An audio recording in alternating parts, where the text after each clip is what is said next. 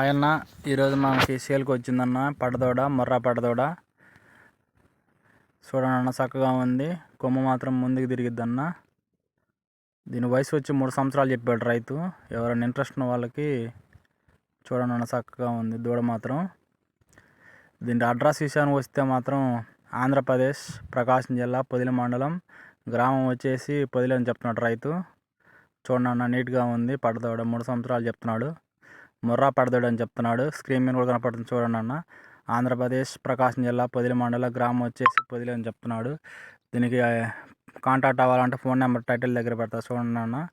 దీని రేట్ విషయానికి వస్తే మాత్రం రైతు ఏం చెప్తున్నాడు, 20,000 చెప్తున్నాడు. 3 సంవత్సరాలు దూడ, పట్టదూడ.